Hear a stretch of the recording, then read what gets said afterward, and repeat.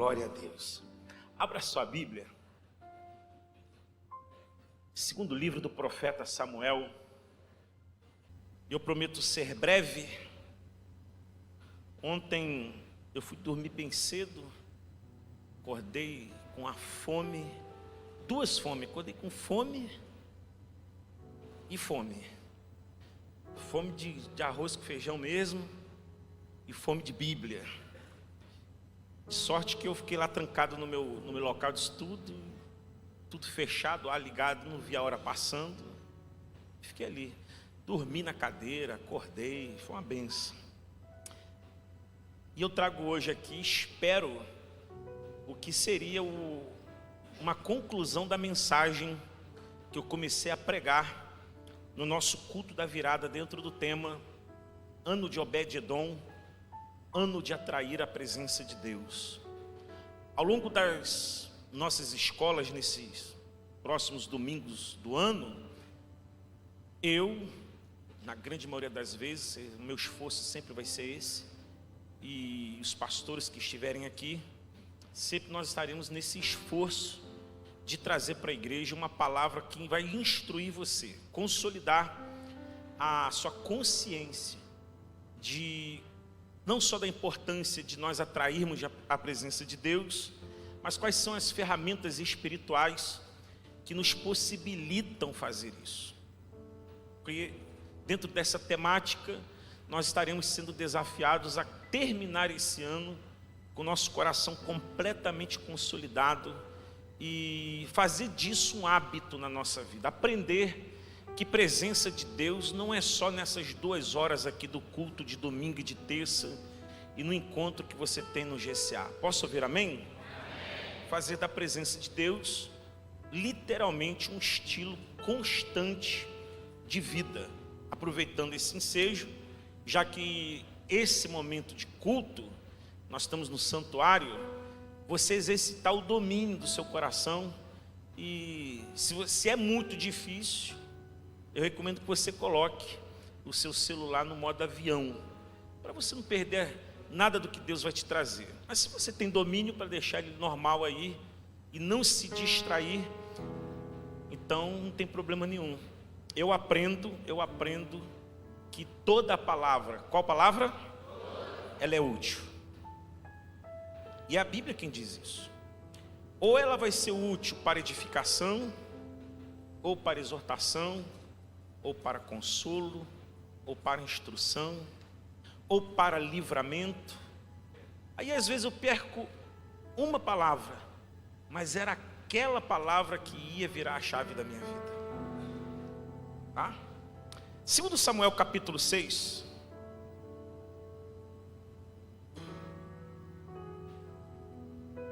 E nós vamos ler o verso 1 e 2. Depois nós vamos ler a partir do verso 11. Segundo Samuel, capítulo 6, verso 1 e 2. E depois nós vamos ler a partir do verso 11. Eu vou ler os primeiros versículos. O primeiro, a igreja lê o segundo, e assim na sequência. Tornou Davi a juntar todos os escolhidos de Israel em número de 30.000.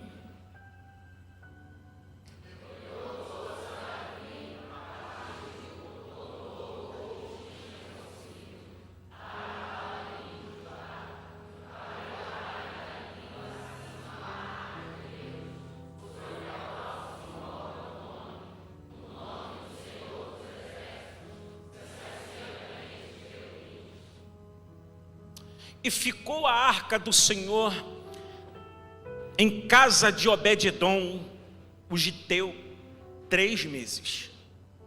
E abençoou o Senhor a casa de Obed-Edom, e abençoou o Senhor a Obed-Edom e a toda a sua casa.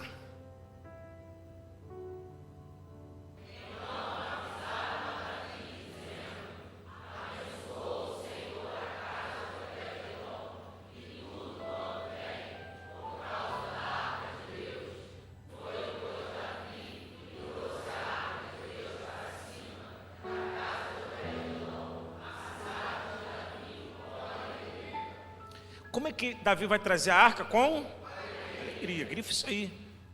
E sucedeu que, quando os que levavam a arca do Senhor tinham dado 6 passos, sacrificava bois e carneiros cevados.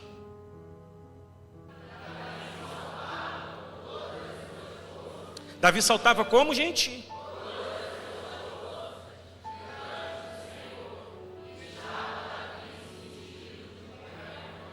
Grifa com todas as suas forças ali.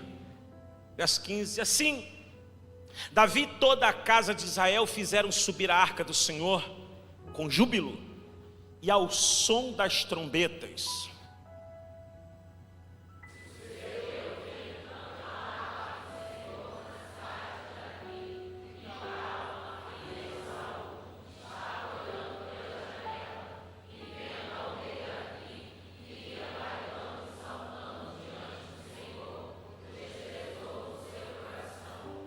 Feche seus olhos, vamos orar. Pai, no nome precioso de Jesus, glorificado seja o teu nome. Dá-te, ó Pai, que mais uma vez use a minha vida e que a palavra que vem do seu trono encontre, Senhor, terra fértil entre nós, os que estamos aqui no santuário, aqueles que nos acompanham ao vivo pela transmissão da internet, aqueles, Senhor, que irão assistir depois esta mensagem. Sabemos que o teu poder é suficiente para tratar o nosso coração e nos fazer enxergar-nos quem somos nós diante da sua presença. Ajuda-nos, ó Pai, em nome de Jesus. Toda a igreja diga amém. Um aplauso seu bem forte. Expressão que a palavra do Senhor é bem-vinda entre nós. O tema da mensagem nessa manhã é: quem sou eu diante da presença de Deus? Uma certa feita eu li uma frase na internet dizendo, e essa frase, quando você ler essa frase de uma forma superficial, rapidamente, ela soa muito espiritual, bonita, mas se você for aprofundar a verdade, ela é só superficial. Mas ela não se aplica à verdade plena do que Deus tem para nós. E a frase dizia o seguinte: a presença de Deus é suficiente. Quando você lê isso, é verdade. A presença de Deus é suficiente. Será? Nessa manhã, olhando para o texto sagrado, nós vamos entender que presença de Deus não basta. O que vai determinar a mudança, o que vai determinar a transformação, a metanoia, o que vai trazer sobre a minha vida, sobre a sua casa, sobre os negócios que Deus colocou em suas mãos para que você administre, sobre a liderança que Deus confiou a você, não é só a presença dele. E quando eu digo só, esse só aqui não tem um tom de diminuir o valor da presença de Deus. Eu quero que você entenda que a presença de Deus, ela é poderosa, mas o meu comportamento, a maneira como o meu coração lida com a presença de Deus, o nível da minha reverência na presença de Deus, o quanto eu desbloqueio o meu coração para a presença de Deus e ao mesmo tempo eu bloqueio o meu coração para as demais coisas. Então a gente vai hoje entender que a somatória dessas decisões que partem de mim, e graças a Deus não depende de ninguém, só depende de mim, é isso que vai fazer ou não fazer com que a presença de Deus seja suficiente na minha e na sua vida. Quando nós olhamos para aquilo que está proposto para nós, esse evento em que Eli é o sacerdote, pai de Hofni e Finéias. A Bíblia diz, é a Bíblia quem diz, não sou eu, que Hofni e Finéias, apesar de serem filhos de um sacerdote, eles eram literalmente do diabo. Por quê? Porque não basta ser filho de crente. A questão é que eles até tinham um bom modelo dentro de casa. Se você olhar biblicamente, tirando o fato da omissão de um pai em relação ao comportamento de seus dois filhos, não há nenhum dolo, não há nada que pese sobre o comportamento nem sacerdotal, nem cível e nem social do sacerdote Eli. O que pesa sobre ele é omissão. Sabemos que omissão é pecado. Contudo, afora isso, afora o fato dele não ter coragem, peito, pulso forte para corrigir seus dois filhos, pastor, o que é que os filhos de Eli faziam de tão grave? Entre outras coisas, eles literalmente possuíam mulheres de forma sexual na porta da congregação. Além disso, quando o povo trazia as suas ofertas para que elas fossem assadas, haviam ofertas que eram entregues como carne, como cordeiros inteiros. Ao colocarem na panela a carne, o que está escrito em Levítico é que a carne deveria ser assada por completa, a fim de que a gordura produzisse uma fumaça que era ofertada ao Senhor. Só que Hofni e Finéias não. Antes que a gordura que era do Senhor subisse aos céus como fumaça, o texto diz que eles enfiavam o garfo na panela e tiravam para si aquilo que era de Deus. Vou repetir: tiraram para si aquilo que era de Deus. Dito isto, Deus então vai tomar a boca de duas pessoas. Um é um profeta que a Bíblia não fala o nome. Um profeta desconhecido diz: sobre a casa de Eli virá o peso da mão de Deus. E depois o próprio profeta Samuel libera uma sentença sobre a casa e sobre o sacerdócio de Eli, e por consequência os seus dois filhos, que repito, tem por nome Hofni e Finéias. Mas como o tema que está proposto para nós entendermos nessa manhã é: quem sou eu diante da presença de Deus? Precisamos lembrar-nos que antes da arca ser tomada pelos filisteus, ela passou um longo tempo na mesma casa onde Eli residia. O que significa que Hofni e Finéias cresceram, nasceram, se tornaram criança, adolescentes, jovens, por fim adultos que ministram no templo, passaram a vida inteira diante da arca.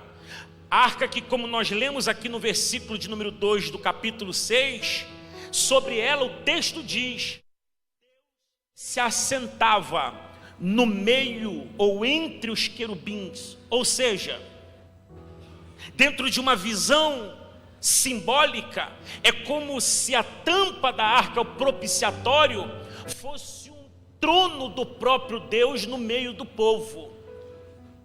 É por ali que Deus se manifesta.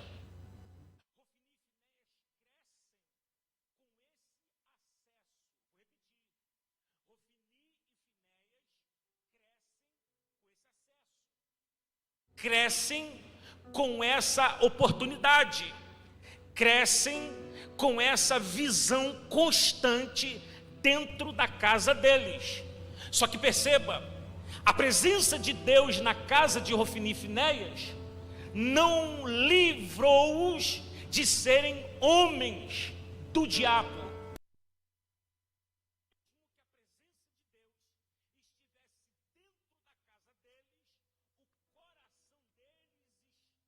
Estão desviados literalmente, a ponto de profanar a congregação e a ponto de profanar as ofertas que eram entregues ao Senhor. Os filisteus entram para uma batalha, e o que nós não podemos nos esquecer é que nos tempos de Eli, Hofni e Finéias eram filisteus. Hoje, capítulo 6 de Efésios, Paulo diz que são demônios, principados, potestades e dominadores das regiões celestiais. O que eu quero dizer com isso é que não adianta vou falar de mim para não falar de você, ser alguém que convivo com a presença de Deus dentro da minha casa. Se a presença de Deus não converte o meu coração na direção da santidade e da vontade de Deus, quando o filisteu se levantar na minha direção, eu não vou estar forte o suficiente, eu não vou estar guardado o bastante, eu não vou estar equipado o suficiente para a batalha. É por isso que Paulo vai dizer: revesti-vos de toda a armadura espiritual, para que possais estar firmes. Por quê? Porque você não sabe o dia que a guerra vai se levantar. Vou falar de novo: você não sabe o que o filisteu desse tempo está preparando sobre a sua vida. Sabe qual é o problema de Hofni e Finéias? É que estão fazendo gato e sapato na presença de Deus, e abre aspas, nada está acontecendo, fecha aspas. O que eles se esquecem é que até aqui Deus está exercendo misericórdia e longanimidade, mas uma hora esse crédito acaba, meu irmão. Não é porque você está fazendo o que está fazendo e as coisas estão dando certo que Deus está aprovando, não. Eu sei, tem gente que é igual Hofni e Finéias pregando, é igual Hofni e Finéias está tocando, é igual Hofni e Finéias está cantando, está pastoreando, está liderando, e aparentemente está tudo indo bem. Só que tem um detalhe: uma hora o boleto chega. Pastor, 42 graus, eu podia estar na praia e vir aqui para o senhor me exortar?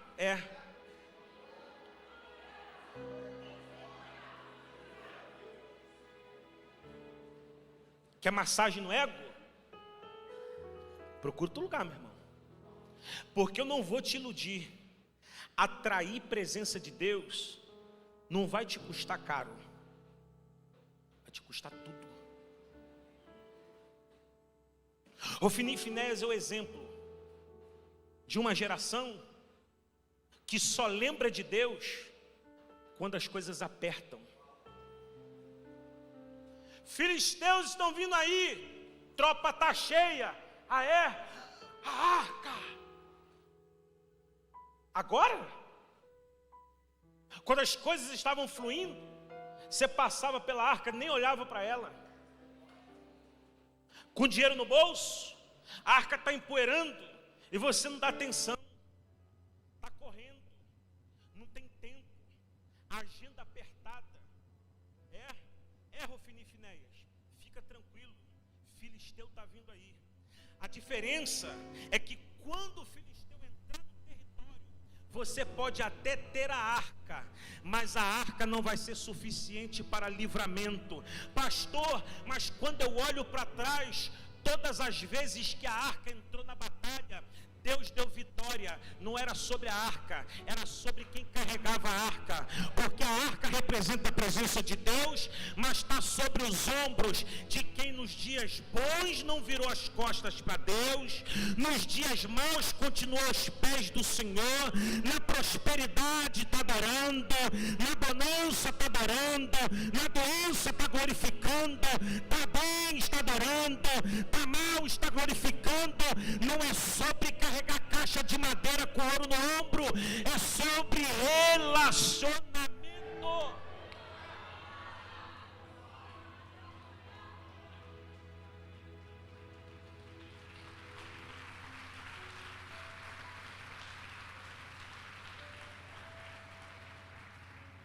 Fórmula falida. É só levar a arca. Leva. A Bíblia diz que eles colocam a arca no meio do arraial, e quando os exércitos veem a arca, eles se animam tanto, e o alarido de vitória vem no meio do povo de Deus, a ponto dos filisteus se assustarem. Só que não adianta grito, vazio. Tem barulho, mas Deus não está no meio do barulho. E o que acontece? Filisteu leva a arca, mata Rofini, mata Finéias, mata a tropa de exército, e a vergonha se instala no meio da nação. Quem é você diante da arca? Quem é você diante da presença de Deus? Rofini e Finéias é o exemplo de uma geração que tinha e perdeu. Tinha e o quê? O que é pior, irmão? Nunca ter ou ter e perder? Segundo, Saul. Você vai ler a história de Saul, você não vai ver uma linha que Saul e arca, Saul e presença de Deus não anda junto. Deixa eu te falar uma coisa.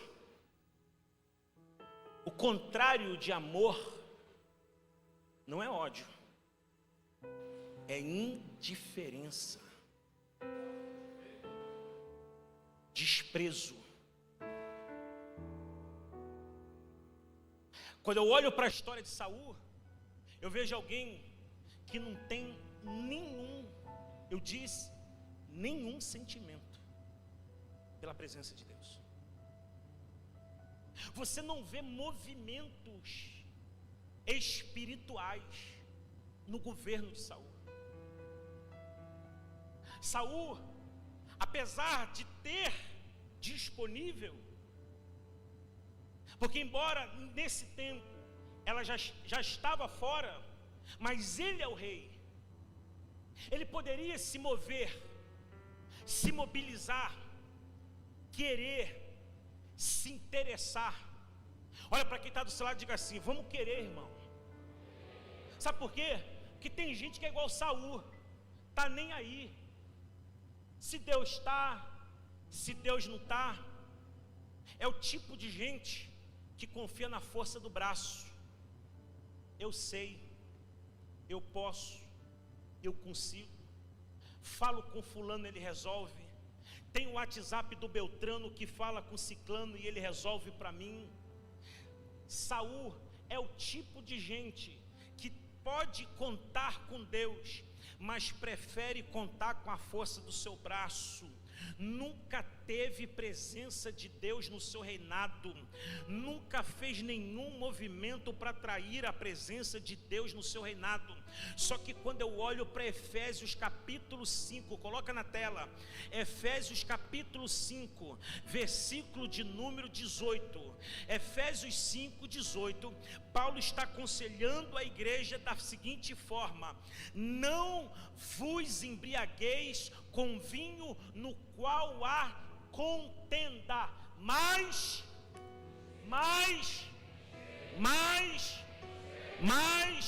a pergunta que eu quero fazer é o seguinte: é Deus quem te enche ou é você que decide ser cheio?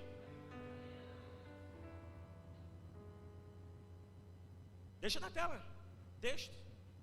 É Deus quem te enche ou é você que decide se movimentar para ser cheio? Por quê? Porque em Atos capítulo 2, a partir do versículo de número 8, o Espírito já foi derramado em abundância. Agora em Efésios, Paulo está dizendo: a torneira já foi aberta. Que torneira, pastor? A torneira da presença, a torneira do Espírito já foi aberta. E agora, pastor, eu é que tenho que fazer o meu movimento como vaso na direção dessa torneira e ser cheio. A palavra que Paulo vai usar aqui, enchei-vos, é do grego plerô, que significa encher a ponto de transbordar por todos os lados. O que Paulo está dizendo não é encher até a borda, igual você coloca guaraná na sua casa, enche até quase, não.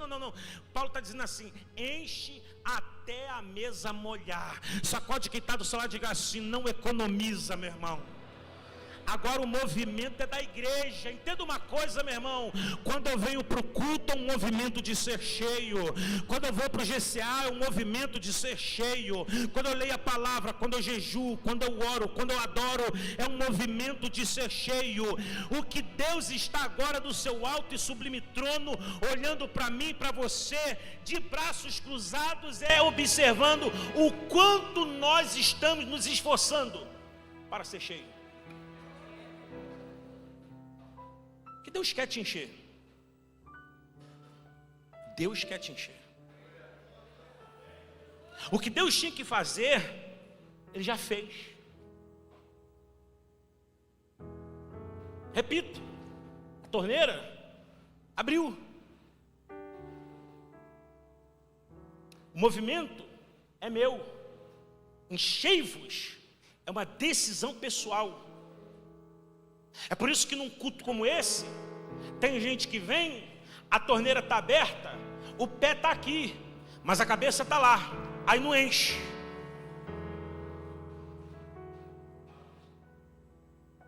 Chega no GCA, vai como que para cumprir tabela. Isso porque eu não vou nem falar de líder, que deixa para pegar a folha, o esboço, 5 minutos antes, tratando as coisas de Deus de maneira relaxada. Geração Saul. Posso te falar, meu amigo?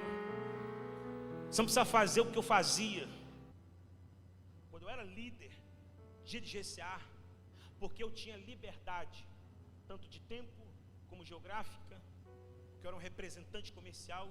Eu tomei uma decisão. Meio-dia eu parava tudo, ia para casa, lavava a varanda, passava pano, jogava desinfetante, ligava o louvor e já começava a entronizar a presença de Deus. Eu entrando na presença de Deus. Quando as pessoas chegavam, não pensa você que eu estou falando de 10, de 20, de 30. Comecei com um casal, mas a minha atitude era a mesma.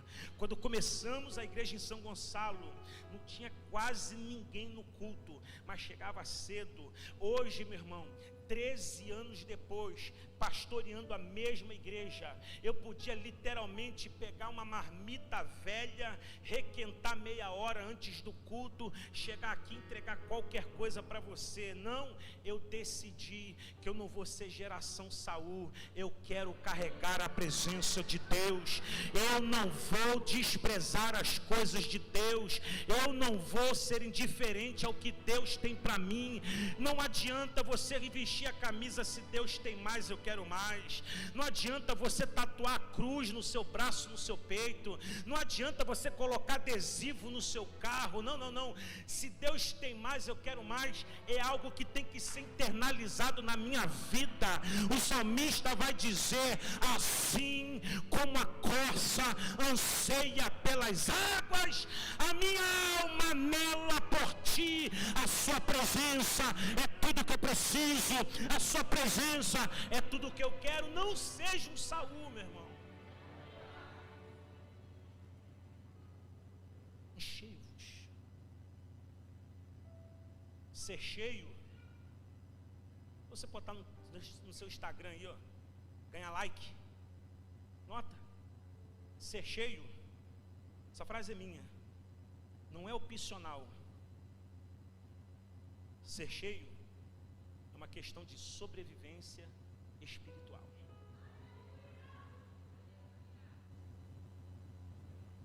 Não adianta você ter uma Porsche Cayenne, uma BMW X6,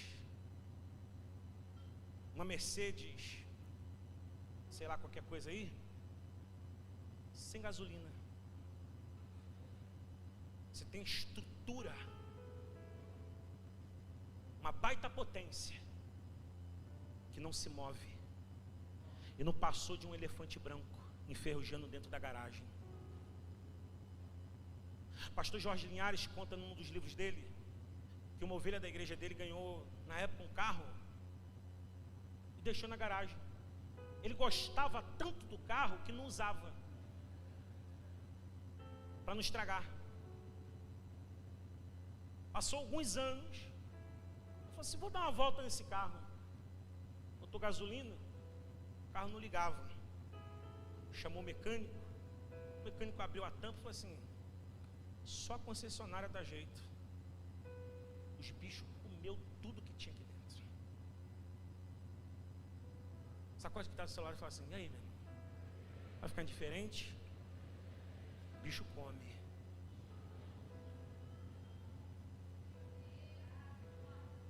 Não sou eu que estou dizendo, não. Jesus. A casa estava suja e foi limpa. Só que ela foi limpa e ficou vazia. O que aconteceu com ela?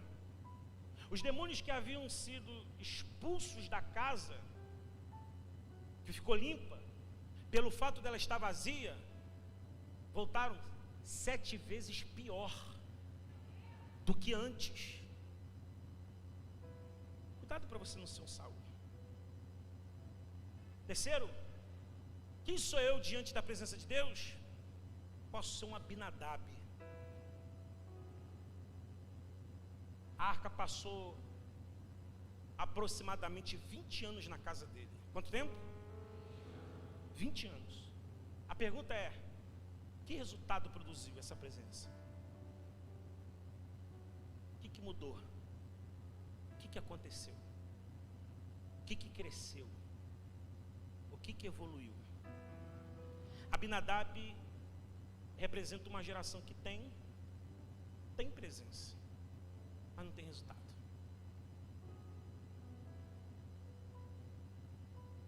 Tem presença. A sua vida financeira, 2 anos depois de você se converter, continua a mesma. Se converteu, mas ainda está com o cartão virado, conta corrente no vermelho, devendo agiota. Falando de finanças. Se converteu, sua linguagem não mudou, seus ambientes não mudaram, seus sonhos e pensamentos continuam os mesmos. Geração Abinadab é exatamente isso. Tem, mas não tem resultado. Isaías 55, versículo 6 diz o seguinte: buscai ao Senhor enquanto se pode achar, invocai enquanto está perto. O ledo engano que alguns cometem ao ler ou recitar esse texto é não meditar no que está escrito. Porque tem gente que acha que é suficiente buscar, até busca, mas não acha. Porque a palavra achar aqui significa uma presença que traz mudança.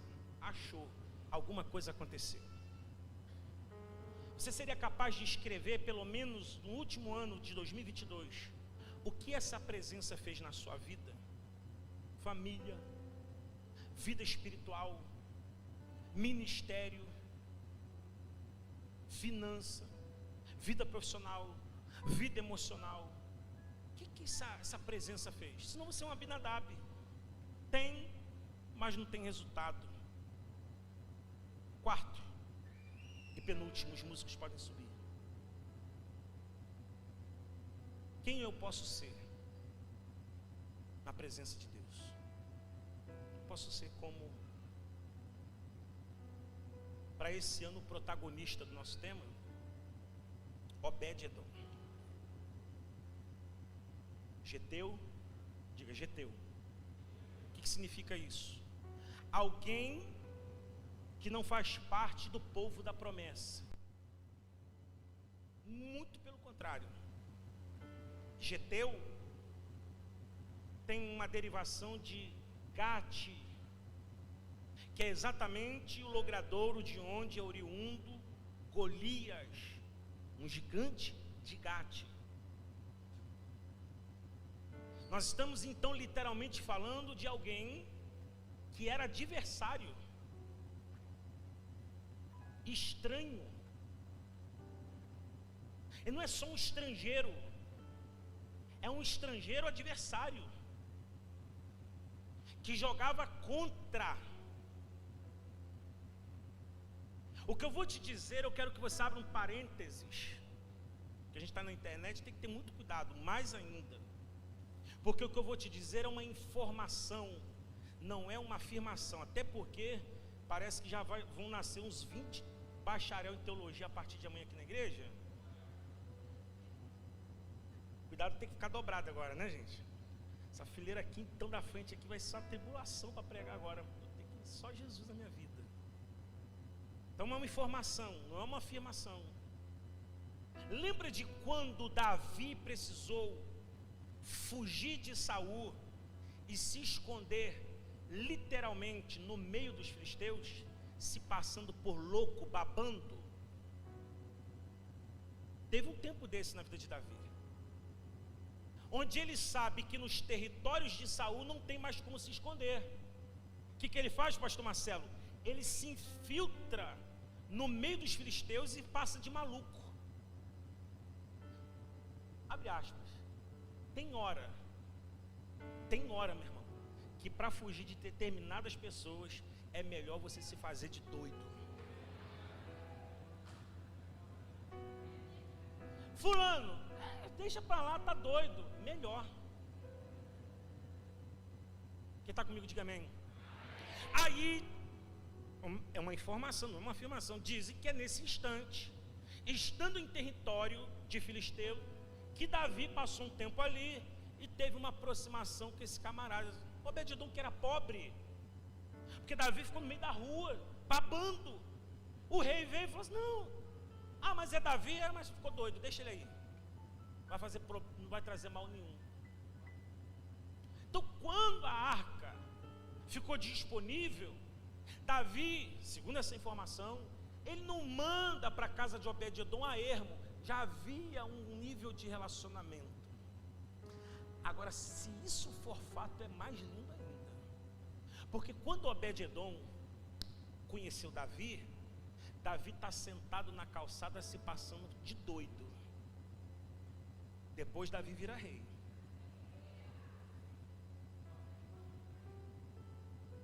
Sacode quem está do salão e fala assim: ó, me trata bem, irmão. Hoje você não dá nada por mim, mas amanhã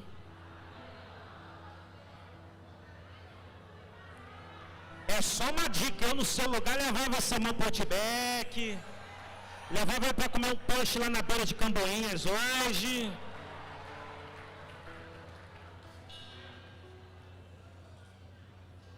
Mostra o braço pro irmão e fala assim: ó, tô todo arrepiado, ó. Senti.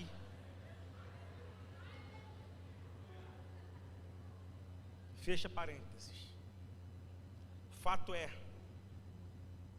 que quando a Bíblia diz que Obed-edom era geteu, significa que ele era um fora da lista. Diga, fora da lista. Aquela pessoa que você olha e fala assim: não tem a menor chance. Está entendendo? Só que Deus tem algumas dificuldades com determinadas filas, sobretudo quando é fila de homem. Que na fila de homem, o atendimento começa pela senha 1, depois chamo 2, depois chamo 3, depois chamo 10. Se o 11 não está, o 12 entra. Na fila de Deus, às vezes, os últimos podem ser os primeiros. Isso se cumpre na vida de Obed-edom, alguém completamente out, fora da lista, sem perfil, sem condições nenhuma. Mas o que ele tinha? Isso é inegável: revelação. reverência. Diga reverência. É o texto quem diz. O que prosperou Obed-edom não foi a arca.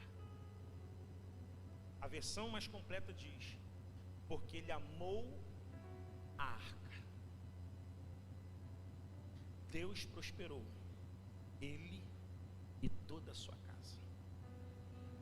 A mesma arca que traz destruição em Dagon, que traz problemas dentro do território filisteu, em Bet-Semes, em Ecrom, que é desprezada em Abinadab, mas quando ela entra na casa de Obed-edom, por mais simples que fosse, ela se sentiu valorizada. Diga: Deus ama ser notado. Eu diria que Deus é quase um Aparecido, só não é do norte. Porque Deus não suporta indiferença. Deus quer ser visto. Vou repetir: Deus quer ser visto. A pergunta que eu preciso fazer para você é: como Deus aparece hoje? Não temos mais caixa de ouro com querubins que tocam a ponta da asa, por uma única razão: a arca hoje não é mais de madeira de acácia, é de barro. Você não entendeu nada que eu disse. Vou repetir: a arca hoje não é mais de madeira de acácia revestida de ouro por fora. A arca hoje é de barro com tesouro.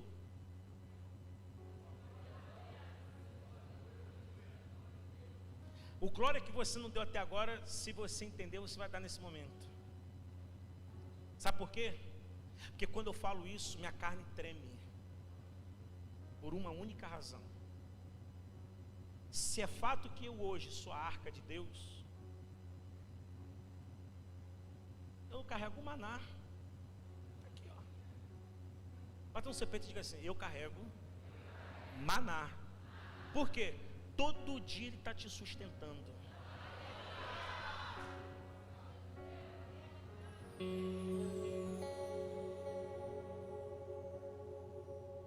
Porque eu carrego não as tábuas de pedra, a nova que Moisés refez e Deus escreveu a mesma coisa, só que eu carrego a promessa. Eu não carrego a vara de Arão que floresceu, mas eu carrego a marca da cruz, o madeiro que me trouxe redenção. Aí, se eu digo que eu sou arca, que essa irmã que está do seu lado é arca, esse irmão que está na sua frente é arca, eu amplio a lupa para entender: cuidado. Diga: cuidado. Por quê? Porque quando a arca foi rejeitada na casa de Abinadab, na casa dele não aconteceu nada. Quando foi desprezada e usada de maneira errada por Hofni e Finéias, trouxe morte. Quando Uza, quem tocou indevidamente, também morre. Quando eu digo que eu sou arca, que meu irmão é arca, eu tenho que tomar cuidado para não desprezar o que Deus está valorizando, para não tocar no que Deus está guardando. Fica de pé. Pegou, Ronice? Por que eu não posso falar mal do meu irmão? Por quê? Ele é arca, carrega a presença de Deus. Ai de quem toca. Pegou? Por que eu não posso desprezar ninguém, nem o rico, nem o pobre, nem quem chegou aqui hoje, que carrega a presença de Deus. A partir de hoje, se você não tinha essa visão, o seu olhar para o seu semelhante vai ser outro, porque quando eu olho para cada um de vocês, eu vejo a arca, alguém que carrega a presença de Deus. Pastor, mas nem canta, mas é a arca. Nem prega, mas é a arca. Mas chegou a pé todo suado, é a arca, não interessa. É muito fácil você achar que é a arca quem prega, quem usa uma roupa boa, um perfume bom. Mas não despreze quem está entrando por essas portas hoje, meu irmão. Porque você não sabe, vou repetir. E olha, quem tem ouvidos espirituais vai filtrar e vai deixar isso entrar no coração. Você não sabe o que Deus é capaz de fazer na vida de uma pessoa em 3 meses.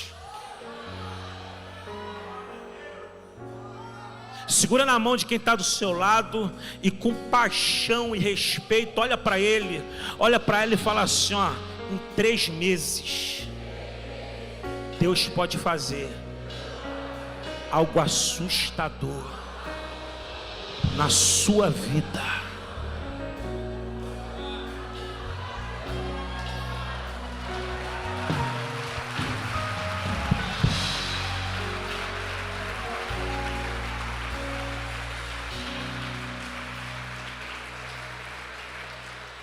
Um fora da lista, igualzinho o centurião de Cafarnaum. Quem era ele? Um funcionário de alto escalão romano, inimigo da fé, de certa forma perseguidor. Quando o servo dele fica doente, a influência dele não resolve, o dinheiro dele não resolve, o network dele não resolve. Só que ele sabe que o Galileu está passando, e naquela arca ali tem uma história que por onde ele passa, nem lugares e nem pessoas continuam do mesmo jeito. A Bíblia diz que o centurião de Cafarnaum, um fora da lista, sai de onde está e se lança aos pés do mestre.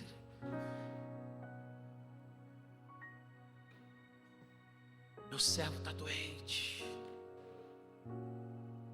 está longe, você não precisa nem ir lá, que eu sou homem que exerce autoridade. Eu digo para os meus, vai eles vão, vem eles vêm. Se eu tenho essa autoridade, muito mais o Senhor, manda uma palavra. Manda uma palavra. Eu sei que se o Senhor daqui liberar uma palavra, lá onde o meu servo está, ele será curado. E Jesus vai dizer para um fora da lista, nunca vi uma fé tão grande em Israel.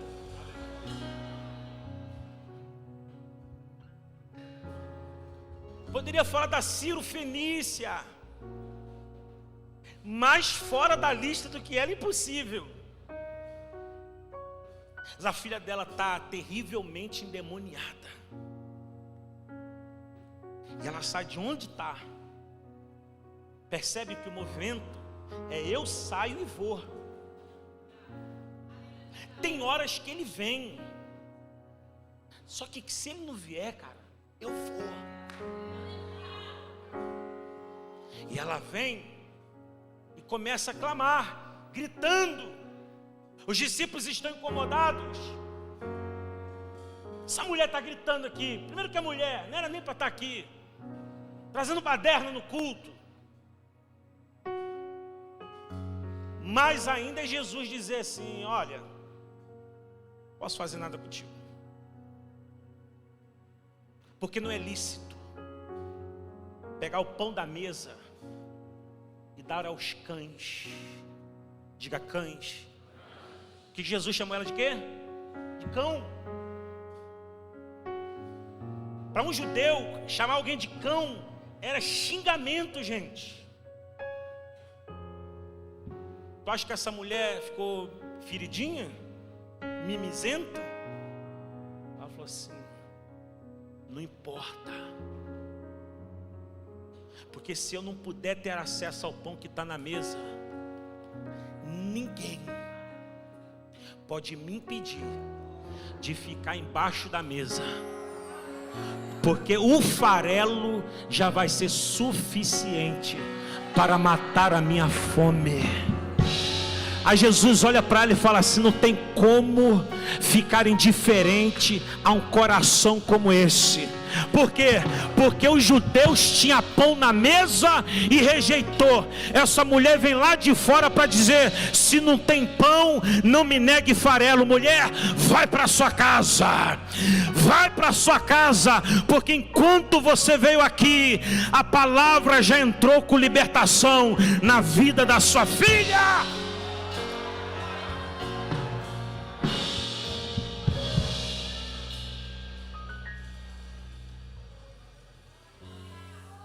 Olhar para mim hoje é fácil, meu filho. Quero ver olhar para mim lá na beira do valão em Belfor Roxo,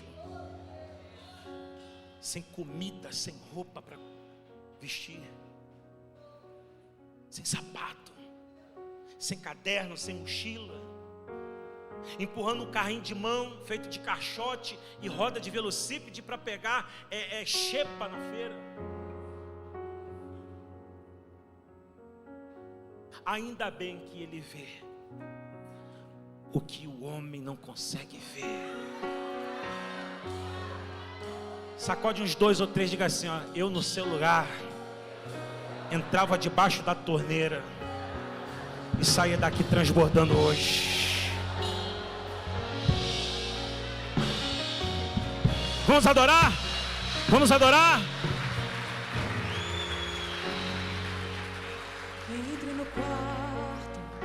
Feche a porta, chegou a hora de falar com Deus. Dobre os joelhos e sinta a presença que tome todo este lugar. Sinta a glória de Deus. Se você sente no seu coração de sair do seu lugar e vir perto do altar, fica à vontade para fazer isso. Se você quiser dobrar o joelho no seu lugar, dobra. Se você quiser abraçar quem está do seu lado, abraça. Eu não sei o que hoje é torneira para você se encher hoje aqui. A verdade é que você sabe a sua necessidade, a sua dor, a sua guerra, o seu enfrentamento. O que você não pode hoje é sair daqui indiferente.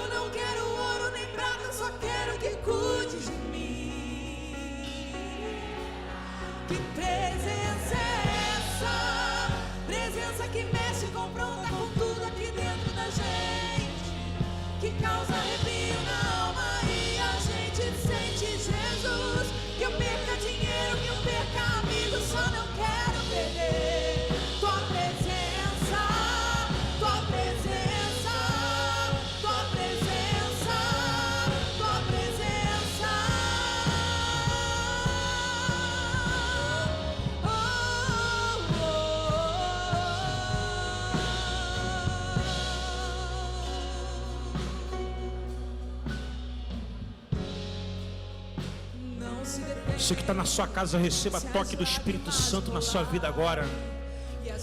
Seja cheio da graça, da presença, da virtude, da unção, da bondade, da misericórdia de Deus, onde quer que você esteja agora, em nome de Jesus Cristo.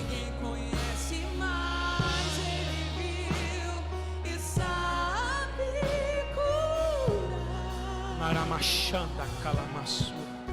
Ele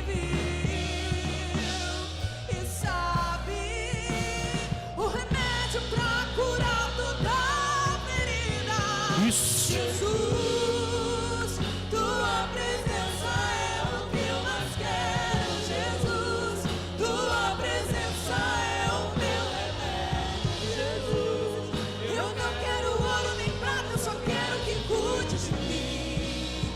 Eita, que presença é essa?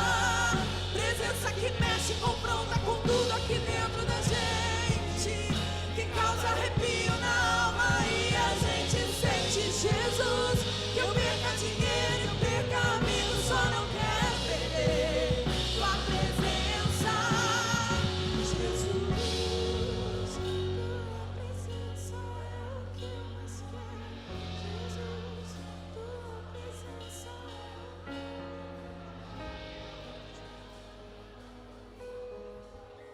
Adore.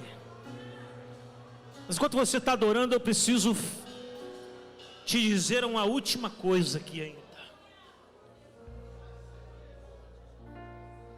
Olha a diferença de Davi.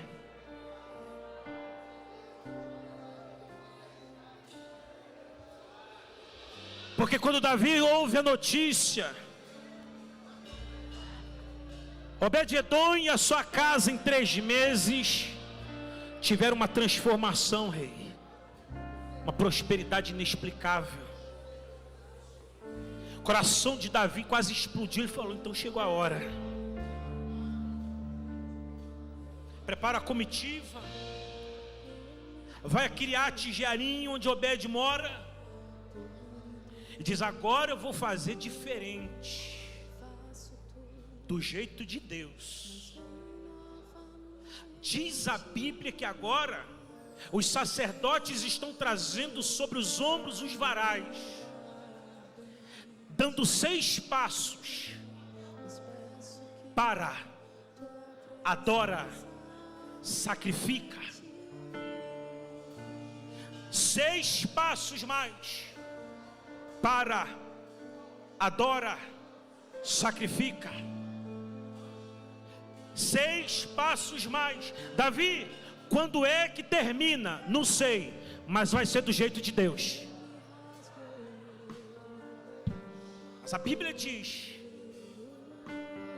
que mesmo assim ele fazia tudo com júbilo, alegria.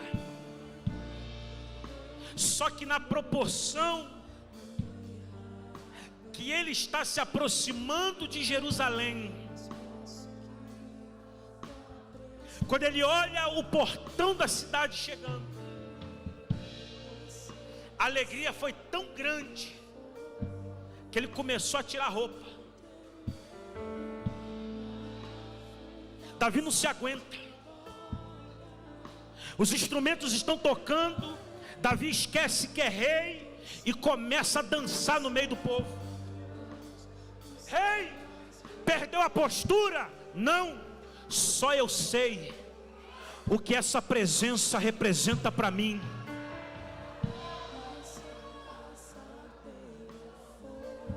Da janela do palácio, Mical olha, não se envolve, não paga preço, não está junto, não quer, mas para ficar na janela criticando, sabe? Da janela, a Bíblia é tão precisa que ela nem fala Mical, mulher de Davi, fala Mical, filha de Saul, que o coração já não é mais o mesmo. Davi é uma coisa, ela já é outra, completamente diferente. E a Bíblia diz que ela foi desprezada, não teve filhos, foi esquecida. Quem é você na presença de Deus? Um Davi que não se poupa, ou uma Mical que fica na janela julgando quem está se alegrando na presença de Deus?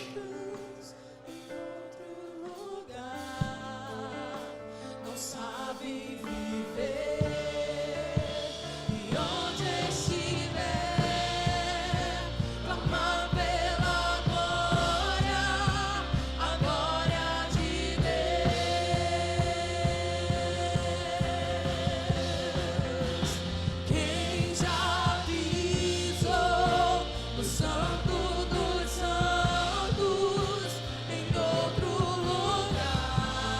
veio, Davi, se alegra na presença dele, se lança na presença dele, celebra a presença dele. Aproveita, aproveita, aproveita.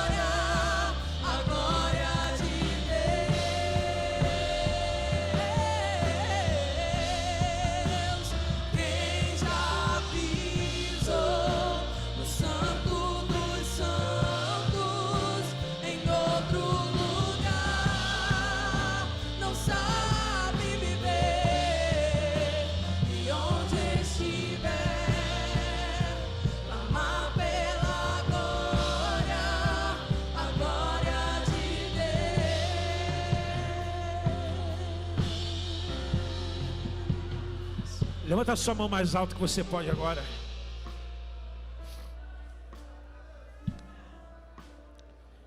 Acontece que tem gente que é como Rofini e Finéias e não está aqui hoje. Porque quem está aqui está ouvindo a palavra para transformação. Mas tem gente que já teve, perdeu. E o pior é que está longe da mensagem. Levanta sua mão de profeta agora. Ora por alguém. Ora por alguém agora. Isso. Seja um intercessor pela vida de uma pessoa agora. Com toda a força da sua alma. Para que aonde essa pessoa estiver nesse momento, haja uma palavra de livramento, haja uma palavra de escape da parte de Deus. Clama aí no seu lugar agora, vai.